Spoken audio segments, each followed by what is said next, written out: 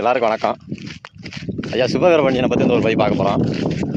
நேற்று ட்விட்டரில் ஐயா சுபவீரபாண்டியன் வந்து பெரியாரை பற்றின ஒரு பதிவு போட்டிருக்காரு. அந்த பதிவுக்கு ஒரு 12 மணி நேரத்தில் 160 கமெண்ட்ஸ் வந்து பின்னூட்டம் வந்திருக்குது. ஐயாவே ஒரு வாய்ஸ் ரெக்கார்டு வந்துருந்துச்சு, அதில் சொல்லியிருந்தாங்க. அதில் பயலுக்கு என்ன பண்ணியிருக்காங்க, நம்ம வயலில் தான் இருக்கும்னு நினைக்கிறேன். அதுக்கு ஐயாவை கதற விட்டுருக்காங்க. அந்த பதிவுக்கு பயலுக்கு கதற விட்டுருக்காங்க. பெரியாரிஸ்ட் ஒருத்தன் கூட ஐயாவுக்கு சப்போர்ட் பண்ணல கூட, ஒரே ஒரு ஆள் மட்டும் சப்போர்ட் பண்ணியிருப்பார் போல.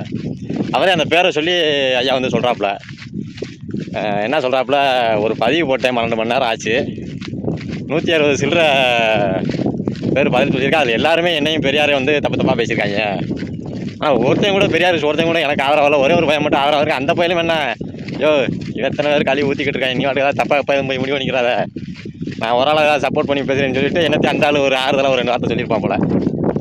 அதை மனசில் வச்சுக்கிட்டு அந்த கடைசி என்ன சொல்லிட்டாப்புல, என்ன கொஞ்சம் கத்ததை விட்டு போய் மனசு உடச்சிட்டாப்புல.